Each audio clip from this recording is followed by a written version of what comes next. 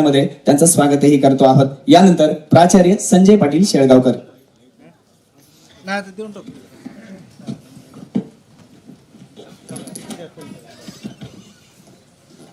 सगळ्यांना आदरपूर्वक नमस्कार. आमचे बाबा ज्येष्ठ सामाजिक कार्यकर्ते आदरणीय माधवरावजी पाटील शेळगावकर यांच्या गौरव सोहळ्याच्या निमित्ताने आणि त्यांनी लिहिलेल्या आत्मचरित्राच्या प्रकाशनाच्या निमित्ताने या कार्यक्रमाचे अध्यक्ष असलेले सन्माननीय कमल किशोरजी कदम साहेब, महाराष्ट्र राज्याचे मुख्यमंत्री आदरणीय अशोकरावजी चव्हाण साहेब, महाराष्ट्र कृषी मूल्य आयोगाचे अध्यक्ष आदरणीय पाशा पाटील साहेब, हळद संशोधन केंद्राचे अध्यक्ष आदरणीय हेमंत भाऊ पाटील, आमदार आनंदरावजी बोंडारकर, माजी मंत्री आदरणीय डी.पी. सावंत साहेब, ग्रामविकास विभागाचे उपसचिव आदरणीय मल्लिनाजी कलशेट्टी साहेब, राजगडचे सरपंच आदरणीय चंदू पाटील मारकवाडजी, आमचे पाहुणे सुरेंद्रजी श्रीनिवासजी रेड्डी, मराठा सेवा संघाचे राष्ट्रीय अध्यक्ष आदरणीय कामाजी पवार साहेब, माजी आमदार आदरणीय शंकररावजी धोंडगे, आदरणीय गुणवंत पाटीलजी हंगरगेकर, आदरणीय दिलीप पाटील बेटमोगरेकर साहेब, प्रवीण भाऊ साले, आनंदजी चव्हाण, व्यासपीठावर उपस्थित सर्व मान्यवर, व्यासपीठाच्या समोर उपस्थित सर्व मान्यवर, पत्रकार बंधू, पुन्हा एकदा सगळ्यांना आदरपूर्वक नमस्कार. आमच्या बाबांचा गौरव सोहळा करण्याचं निश्चित झालं. त्या अनुषंगाने विचारविनिमय झाला, चर्चा झाली. मी माफ करा, डॉक्टर माधवराव किनाळकर साहेबांचं नाव घ्यायचं विसरलो. आदरणीय डॉक्टर हो खासदार रवींद्र चव्हाण साहेब, दोघेही आमच्या परिवारातले असल्यामुळे जरा विसरल्यासारखं झालं असेल. असं नाही की बाकीचे नाहीत. खासदार रवींद्र चव्हाण साहेब, डॉक्टर किनाळकर साहेब, तुम्ही समजू शकता माझी मानसिकता कशी असेल, होऊ शकतं. परंतु मला नेहमी असं वाटत आलेलं आहे की मी एक असा भाग्यशाली पुत्र आहे की जन्मापासून आजपर्यंत माझ्या वयाच्या 52व्या वर्षापर्यंत मला बाबांची सोबत लाभलेली आहे. सातत्याने त्यांचे विचार, त्यांचे संस्कार, त्यांचा सहवास, आणि जेव्हा मी एक त्रयस्थ व्यक्ती होऊन त्यांच्या कामाचे मी निरीक्षण करतो, ऑब्झर्वेशन करतो, त्यांच्यामध्ये असलेल्या प्रचंड क्षमता, आणि मला असं सातत्याने वाटत असतं की मी जर त्यांचा मुलगा न राहता त्यांचा एक कार्यकर्ता राहिलो असतो आणि असंच त्यांच्या जर सातत्याने सहवासात राहिलो असतो तर कदाचित याच्यापेक्षा मी मोठा कार्यक्रम आयोजित करण्याचा मी प्रयत्न केला असता. एक मुलगा म्हणून त्याच्यामध्ये बऱ्यापैकी मर्यादा येतात असं मला वाटतं. कोण नवाजीन घरचाच दाजी असं वाटतं. बाबांचं लहानपणापासूनच त्यांनी सगळे अनुभव त्यांच्या आत्मचरित्रामध्ये तर लिहिलेले आहेतच, परंतु मी त्यांच्यामधल्या ज्या काही वैशिष्ट्याने जे प्रभावित झालो त्यांच्या अनुषंगाने काही या ठिकाणी मी उल्लेख करू इच्छितो. आपल्याला सगळ्यांना ती गोष्ट माहिती आहे की लोकमान्य टिळक जेव्हा शाळेमध्ये होते, वर्गात होते, आणि त्यांच्या वर्गात कोणीतरी शेंगा खाली आणि त्याचे टरफल त्यांनी टाकले, आणि शिक्षक आले आणि ते नंतर म्हणाले की हे टरफल कोणी टाकले. लोकमान्य टिळकांना ते म्हणाले की ते उचला, तर ते म्हणले की मी हे खाल्लं नाही आणि मी हे उचलणार नाही. असाच एक प्रसंग आमच्या बाबांच्या शालेय जीवनामध्ये आला होता. आमच्या बाबांचे दुसरीमध्ये असताना लहानपणापासून त्यांचे मित्र, त्यांचे नातेवाईक, त्यांचे मेहुणे शिवराम पाटील चांडोळकर ते दोघं खेळत होते, आणि आमचे शिवराम मामा थोडंसं बोबडं बोलायचे, आणि बोबडं बोलत असताना एकदा ते शेताला गेले आणि तिथं असं शब्दप्रयोग केला त्यांनी की बघा कसे नांगोलच चाललेत.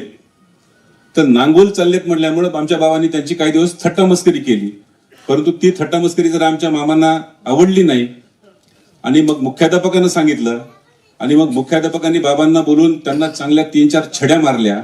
हा वर्गात दुसरीतला प्रसंग आहे बाबांच्या आमच्या. आणि मग आमच्या बाबांच्या डोक्यात असा विषय भरला की मी माझ्या मेवण्याची थट्टा केली, ह्याचं मुख्याध्यापकांना काय घेणं देणं. आणि मग शाळा सुटल्यावर बाबा बाहेर शाळेच्या बाहेर हातात 2 दगड घेऊन मुख्याध्यापकाची वाट बघत थांबले आणि ही गोष्ट जेव्हा त्या शिक्षकाच्या लक्षात आली, त्या शाळेच्या शिपायाच्या, की लेकरू आता रागात आहे आणि आता मुख्याध्यापकाचं काही खरं नाही, म्हणून त्यांनी आमच्या म्हणजे मामांच्या आजोबांना बोलून घेतलं आणि प्रेमाने त्यांना घरी घेऊन जायला सांगितलं. त्याच्यामुळे मला असं वाटतं की जी गोष्ट केली नाही किंवा त्यांचं असं म्हणणं होतं की यांचा आणि मुख्याध्यापकाचा काही संबंध नाही, मी माझ्या मेहुण्याची थट्टा केली, आमचा घरगुती विषय आहे हा, मुख्याध्यापकांनी मला मारायचं काही कारण नव्हतं. आणि मला तिथं असं वाटतं की आमचे बाबा कुठेतरी लोकमान्य टिळकांचे अपडेटेड व्हर्जन आहेत की काय, म्हणजे त्यांनी शेंगाची टरबोल उचलली नाही म्हणून मी ते करणार नाही म्हटले. आणि बाबांनी पण तिथं तसा प्रतिकार केला. आणि एक त्यांचं लहानपणापासून जर आपण बघितलं, दुसरा एक त्यांच्या शालेय जीवनातला प्रसंग, बेटमोगरामध्ये बाबा शिकत असताना लहानपणी काही चुकीच्या सवयी त्या ठिकाणी लागलेल्या होत्या. आणि एकदा बाबा आणि त्यांचे मित्र त्यांच्या रूमवर पत्ते खेळताना त्यांच्याच मुख्याध्यापकाने, त्यांच्या शिक्षकांनी रंगेहात पकडलं आणि त्यांना सांगितले की तुम्ही तुमच्या वडिलांना घेऊन या. परंतु बाबांनी मुख्याध्यापकांना हे सांगितलं की सर, आम्ही आमच्या रूमवर खेळत होतो, पण तुम्ही तर शाळेमध्ये खेळत होता, मग तुम्ही कोणाला बोलवून आणणार ते सांगा. मी माझ्या वडिलांना बोलतो, मग तुम्ही कोणाला बोलवून आणणार. आणि अशा पद्धतीने तिथं मग मुख्याध्यापकांमध्ये बाबांमध्ये जरा थोडासा संघर्ष झाला. सांगायचा हेतू हा आहे की चुकीच्या गोष्टी ऍक्सेप्ट करण्याचा, त्याच्या विरुद्ध अन्याय करण्याची जी मानसिकता त्यांची आहे ही शालेय जीवनापासून राहिलेली आहे बाबांची. पुढे आपल्याला सगळ्यांना कल्पना आहे त्याचीच. थोडस काही कारणास्तव आमच्या आजोबाच्या प्रेमापोटी आमच्या आजोबांनी 5 लग्न केले. पहिल्या 2 आजींना आमच्या अपत्य झालं नाही, तिसऱ्या 2 आजींना, तिसऱ्या आणि चौथ्यांना मुलगा झाला नाही. आणि मग मुलगा हवाच या उद्देशासाठी त्यांनी आमच्या 5व्या आजीसोबत लग्न केलं आणि आमच्या बाबांचा जन्म झाला. आणि तिथून पुढं बाबांचं बालपणाचं, त्यांचं प्राथमिक शिक्षण, शालेय शिक्षण, आणि तिथून मग एवढ्या उशिरा मुलगा झाल्याच्यामुळं आमच्या आजोबांना, आमच्या बाबांना त्यांच्यापासून दूर ठेवायचं नव्हतं. बाबांची शिकण्याची खूप इच्छा होती, परंतु त्यांच्या आजोबांचं वय झालेलं होतं आणि बाबांवर असलेलं त्यांचं प्रेम, यामुळे बाबा त्यांच्यापासून दूर राहू नये या अपेक्षेपोटी आमच्या आजोबांनी त्यांना थोडंसं पुढचं शिक्षणापासून होल्ड केलं म्हणायला हरकत नाही. परंतु शालेय जीवनापासून जरी बाबा दूर राहिले असते तरी आजतागायत म्हणतो मी, म्हणजे इव्हन कालपर्यंत त्यांनी शिक्षणाची कधी संगत सोडली नाही. आजही 1.5-1.5, 2-2 तास, 3-3 तास अनेक विषयाचं त्यांचं वाचन सातत्याने चालू असतं. हे मला या ठिकाणी आवर्जून आणि अभिमानाने सांगावंसं वाटतं. बस जास्तीचा वेळ न घेता मी आणखीन 1-2-3 मुद्द्यांवर प्रकाश टाकू इच्छितो. आपल्याला सगळ्यांना कल्पना आहे की बाबांचं वक्तृत्व, त्यांची विषय मांडण्याची हातोटी, त्यांचं कौशल्य हे वादातीत आहे. 1-2 अनुभव मी आपल्यासोबत शेअर करू इच्छितो. आपल्याच लातूर जिल्ह्यामध्ये नागराळ गाव आहे. ग्राम स्वच्छता अभियानाच्या अनुषंगाने त्या ठिकाणी बाबांची सभा झाली आणि पूर्ण गाव कान लावून ऐकत होतं. आणि सभा झाल्याच्या नंतर एक घटना अशी घडली त्या गावामध्ये. त्या ठिकाणी एका माजी सैनिकाची विधवा पत्नी होती आणि त्या विधवा पत्नीच्या मुलाने वडिलांची समाधी बांधण्यासाठी पैसे पाठवले होते. आणि त्या दरम्यान बाबांची सभा त्या गावामध्ये झाली आणि ती सभा झाल्याच्या नंतर त्या विधवा पत्नीने, वीर पत्नीने समाधी बांधण्याच्या ऐवजी शौचालय बांधून बाबांच्या कार्यक्रमाचा जो महाराष्ट्रभर त्यांचा जो ग्राम स्वच्छता अभियानाचा प्रचार आणि प्रसार करण्याचा जो त्यांचा उद्देश आहे त्याला त्यांनी तेवढ्या चांगल्या पद्धतीने त्या माऊलीने प्रतिसाद दिला. दुसरं एक उदाहरण मी या ठिकाणी सांगू इच्छितो. अमरावतीमध्ये अशीच विभागीय स्तरावरची बाबांची सभा झाली होती आणि 1.5-2 तास ती सभा चालली. आयुक्त स्तरावरच्या अधिकाऱ्यांपासून ग्रामसेवकांपर्यंत सगळे अधिकारी त्या ठिकाणी उपस्थित होते. 2,000 ते 3,000 लोकांचा ती सभा होती. सभा संपल्याच्या नंतर एक ग्रामसेवक उठले आणि त्यांनी हात वर केला आणि ते असं म्हणाले की मला 1-2 मिनिटं बोलण्याची परवानगी हवी. आयुक्त साहेबांनी परवानगी दिली आणि ते असं म्हणले की माझे 3 गैरसमज दूर झालेत म्हणले आजपर्यंतच्या माझ्या आयुष्यातले. पहिला गैरसमज असा होता म्हणले की ग्राम स्वच्छता समित्या असतील किंवा विविध शासकीय समित्या असतील त्या समित्यांवर शासन जे कार्यकर्त्यांची नेमणूक करते तर त्या कार्यकर्त्यांना फक्त एक ऍडजस्टमेंट म्हणून त्या ठिकाणी आपला एक कार्यकर्ता कुठेतरी सेटल व्हावा, कुठेतरी ऍडजस्ट व्हावा म्हणून अशा ठिकाणी त्या कार्यकर्त्यांची नेमणूक करते असा माझा समज होता. परंतु माधवराव पाटील शेळगावकरांचं भाषण ऐकल्याच्या नंतर माझा तो गैरसमज दूर झाला आणि माधवराव पाटीलांसारख्या अभ्यासू आणि प्रचंड तळमळ असलेल्या कार्यकर्त्यांची देखील शासन नेमणूक करू शकते असा माझा विश्वास आता दृढ झाला, असं त्या ग्रामसेवकाचं म्हणणं आहे, माझं नाही. त्याच्यानंतर दुसरं त्यानं कारण सांगितलं की माझ्या शेजारी बसलेला माझा मित्र आहे म्हणले, हा पण ग्रामसेवकच आहे आणि हा डायबिटीसचा पेशंट आहे. दर अर्ध्या तासाला ह्याला मागच्या 2-3 वर्षापासून थोडंसं कोविडच्या नंतर थोडंसं त्यांचं ग्राम स्वच्छतेचं काम थोडं मंदावलं, कमी नाही झालं, मंदावलं थोडंसं. परंतु मागच्या 20 वर्षामध्ये व्यासपीठावरच्या सर्व मान्यवरांना मी अभिमानाने आणि आनंदाने सांगू इच्छितो की आमच्या बाबांनी मागच्या 20 ते 22 वर्षामध्ये 2000 पेक्षा जास्त गावांमध्ये सभा घेतल्या, 2000 पेक्षा जास्त गावांमध्ये. आणि अशा एका कर्तृत्ववान पित्याचा समाजासाठी सातत्याने जेव्हा आमच्या कुटुंबामध्ये पण काही संवाद चालू असतो तर काही कौटुंबिक गोष्टीवर 1% म्हटलं तरी चालेल पाशा पटेल काका, 99% समाजासाठी आपण काय केलं पाहिजे, समाजासाठी काय चांगलं असू शकते, असं सातत्याने बाबांच्या त्यांच्या विषयाची मांडणी आमच्या सगळ्या भावंडासोबत होत आलेली असते. आणि म्हणून सातत्याने असं वाटत होतं की कुठंतरी काहीतरी मिसिंग होत आहे आणि एक छोटासा प्रयत्न त्या ठिकाणी आमच्या परिवाराच्या वतीने करण्यात आलेला आहे. बाबांच्या ह्या सगळ्या प्रवासामध्ये आमच्या मोठ्या आईसाहेब आणि आईसाहेब आमचा यांच्या दोघींचा पण खूप मोठा सिंहाचा वाटा राहिलेला आहे. आमच्या आजोबांनी 5 लग्न केले आणि आमच्या बाबांनी 2 लग्न केले. आमच्या बाबांनी आजोबांच्या प्रेमापोटी आमच्या आजोबांनी बाबांना आग्रह केला असता किंवा प्रेमापोटी जर ऐकले असते बाबा आणि 5 महिने 5 किया तू 10 कर असं जर म्हटले असते तर आम्हाला सभागृहामध्ये इथं शेळगावकर फॅमिलीला कुणालाही बोलवायची गरज राहिली नसते, आम्हीच राहिलो असतो इथं. परंतु आमचे बाबा अत्यंत विज्ञाननिष्ठ आणि काही गोष्टी माणसाच्या जीवनामध्ये घडत असतात, घडून जातात. परंतु आमच्या बाबांच्या जीवनामध्ये आमच्या मोठ्यांनी आणि आईंनी जो हातभार दिलेला आहे तो वादातीत आहे. आम्हाला अजूनही आठवते की बाबा जेव्हा शेतकरी संघटनेमध्ये प्रदेशाध्यक्ष म्हणून किंवा राजकीय आघाडीचे प्रमुख म्हणून काम करत होते, एक नांदेड जिल्ह्यामध्ये शेतकरी संघटनेचं एक प्रचंड मोठं माहोल होतं आणि बाबा जेव्हा घरी यायचे तर 15-15, 20-20, 25-25 कार्यकर्ते जेवायला असायचे पाशा पटेल काका. म्हणजे महाराष्ट्रातल्या किंवा देशातल्या एकाही हॉटेलमध्ये एखाद्या आचार्याने जेवढा स्वयंपाक केला नसेल त्याच्यापेक्षा जास्त स्वयंपाक आमच्या आईंनी दोघींनी सामाजिक कार्यकर्त्यांसाठी केलेला आहे. तर मी या सभागृहाला विनंती करतो की त्या दोघींसाठी खूप जोरात टाळ्या झाल्या पाहिजे, कारण आमचा परिवार जो आज काही समाजामध्ये उभं टाकलेला आहे तर त्याच्यामध्ये या दोघींचा खूप मोठा वाटा आहे. दोघी पण आहेत आणि दोघींनी खूप छान आम्हाला सगळ्याच भावंडांना आशीर्वाद दिले, प्रेम दिले, सेवा दिला, त्याग दिला, त्यांनी त्याग केला. तर मी त्यांचंही या ठिकाणी खूप मोठ्या प्रमाणामध्ये आभार व्यक्त करू इच्छितो. बोलण्यासारखं खूप आहे.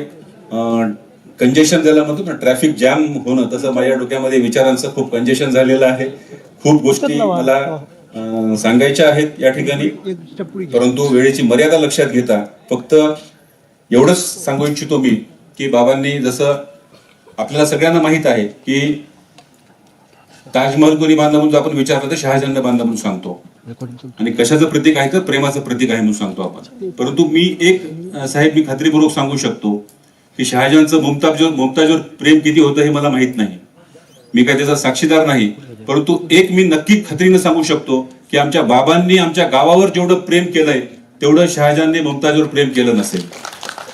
म्हणजे एक इंच भूमी आमच्या गावाची बाबांनी त्यांच्या परिश्रमाने वसवलेली आहे, त्यांच्या घामाने वसवलेली आहे. मला अजूनही आठवते की बाबा ग्राम स्वच्छता अभियानामध्ये जेव्हा गावामध्ये फिरायचे तर अक्षरशः त्यांची ही जी टोपी आहे हा एवढाच भाग त्यांचा थोडासा गोरा राहिला होता आणि पूर्ण शरीर त्यांचं काळं ठिक्क पडलं होतं. इतकं म्हणजे ऊन पाऊस वारा कशाचीच तमा न करता अक्षरशः सकाळी 7 पासनं ते संध्याकाळी 6, 7, 8 वाजेपर्यंत उभं टाकून त्यांनी गावातली कामं करून घेतलेली आहेत. आणि म्हणूनच कुठं त्याच्यामध्ये देशपातळीपर्यंत आमच्या गावाचं नाव लौकिक होऊ शकला. बाबांमधल्या ह्या सगळ्या क्षमता ओळखून आदरणीय अशोक चव्हाण साहेबांनी त्यावेळेस जेव्हा ते राज्याचे मुख्यमंत्री होते तेव्हा त्यांनी बाबांना ग्राम स्वच्छता समितीचा अध्यक्ष म्हणून त्यांच्याकडे जबाबदारी सोपवली आणि तुमच्यामधल्या असलेल्या क्षमता नांदेड जिल्ह्यापुरत्या मर्यादित न ठेवता पूर्ण महाराष्ट्रासाठी वापरा असं आव्हान त्यांनी केलं आणि त्यांच्या आव्हानाला प्रतिसाद देऊन आमच्या बाबांनी मोठ्या आनंदाने ती जबाबदारी स्वीकारली आणि अतिशय उत्कृष्टपणे ते काम त्यांनी पार पडलं. मला सांगायला हाही आनंद वाटतो की निर्मल ग्राम मध्ये आज महाराष्ट्र हा देशामध्ये नंबर 1 ला आहे आणि देशामध्ये नंबर 1 मध्ये राहण्यामध्ये आमचे बाबा असतील किंवा चंदू पाटील असतील, तलशेट्टी साहेब असतील, ग्राम स्वच्छता समितीतले कार्यकर्ते असतील, यांचं खूप मोलाचा वाटा आहे असं मला या ठिकाणी खात्रीपूर्वक आणि अभिमानानं सांगावंसं वाटतं. आज फक्त ह्या संबंध 50 वर्षाच्या आयुष्यामध्ये जेव्हा मागे वळून पाहतो माणसाच्या आयुष्यामध्ये जशा काही चांगल्या घटना घडतात तशा काही दुःखद घटना पण घडतात. आमचे बंधू शहाजी पाटील यांचं अपघाती निधन झालं. आमच्या कुटुंबातला तो एक हिरा होता आणि त्याची कमतरता आज आम्हाला निश्चित सगळ्यांना जाणवत आहे. या प्रसंगी मी त्याला सुद्धा स्मरण करतो आणि भावपूर्ण माझी श्रद्धासुमन मी अर्पण करतो. आपण सगळेजण या ठिकाणी आलात, आमच्या परिवाराच्या विनंतीला मान देऊन मी सगळ्यांचं नामोल्लेख करत वेळ घेणार नाही, परंतु तुम्ही सगळेजण आमच्यासाठी अति आदरणीय आहात. सगळे आमच्या परिवारासाठी तुम्ही सगळे आदरणीय आहात एवढं मी या ठिकाणी माझ्या भावना व्यक्त करतो. लतिका मॅडम या ठिकाणी आलेल्या आहेत आणि डॉक्टर वैशालीताई किनाळकर या ठिकाणी आलेले आहेत, प्रख्यात साहित्यिक आणि लेखिका. तुमच्या दोघींचं पण मी आमच्या शेळगावकर परिवाराच्या वतीने स्वागत करतो. सगळ्यांची नावं जवळपास आमचे सगळे नातलग या ठिकाणी आलेले आहेत. चांडोळा असेल, भोपाळा असेल, नातलग म्हटल्याबरोबर लाईट चालू झाली बघा, केसरळी असेल, कांडाळा असेल, नायगावकर परिवार आहे सगळा आमचा या ठिकाणी. तर कोणी विसरून राहिलं तर सुगावकर परिवार, तर मला क्षमा करा, आत्नूरकर परिवार आहे, लोणीकर परिवार आहे, सगळेजण या ठिकाणी आलेले आहेत. बाबांवर प्रेम करणारे आणि विशेष म्हणजे आमच्या गावातनं जवळपास आज 300 पेक्षा जास्त लोक या ठिकाणी उपस्थित झालेले आहेत बाबांवर प्रेम करणारे. तर मी आमच्या सगळ्या या गावकऱ्यांचं, आमच्या सगळ्या नातलगांचं, पाहुणी मंडळींचं, पत्रकारांचं, आमच्या परिवाराच्या वतीने आदरणीय सूर्यकांत विश्वासराव सर आहेत या ठिकाणी, आमचे मार्गदर्शक धोंडे पाटील साहेब आहेत. मी नाव घेत म्हटलं सगळ्यांची नाव घेऊ शकतो परंतु वेळ जाईल म्हणून माफी मागतो तुमची. पत्रकार बांधव संजू भाऊ कुलकर्णी आलेच असं समजलं मला कुठेतरी, तर आले असतील तर संजू भाऊंचं पण मी मनपूर्वक स्वागत करतो आणि सर्व पत्रकार बांधवांचं मी स्वागत करतो. आमचे आजोबा मोहनराव पाटील सुगावकर फरांदे साहेब या ठिकाणी आहेत, तर सगळ्यांचं मी स्वागत करतो. आणि आमच्या बाबांच्या या गौरव सोहळ्याला आणि गोळेगावचे आमचे सगळे पाहुणे या ठिकाणी आलेले आहेत, उमरीचे आहेत सगळे मान्यवर. आता सगळेजण मला माफ करा कारण जसं जसं पुढे सरकत आहे तसं तसं एक जण दिसत आहे, तर सगळेजण समजून घेताल अशी मी अपेक्षा व्यक्त करतो. आणि सगळ्यांचं व्यासपीठावरच्या आणि व्यासपीठाच्या समोर बसलेल्या सगळ्या मान्यवरांचं मी पुन्हा एकदा आमच्या परिवाराच्या वतीने मी खूप सारं स्वागत करतो. आणि या प्रकाशन सोहळ्याला आणि गौरव सोहळ्याला आपण जो प्रतिसाद दिला त्याबद्दल धन्यवाद व्यक्त करून थांबतो. जय हिंद. शिक्षण संचालक माननीय गोविंद नांदेडे सर यांचा सन्मान या ठिकाणी करण्यासाठी मी प्राचार्य संजय पाटील शेळगावकर यांना विनंती करतोय की आपण त्यांचा सन्मान करावा. मग अशी संजय पाटील आपल्या वडिलांविषयी सांगताना ही गोष्ट मला सातत्याने आठवत होती. गीत रामायणाच्या माध्यमातून आधुनिक वाल्मिकी ठरलेले गदिमा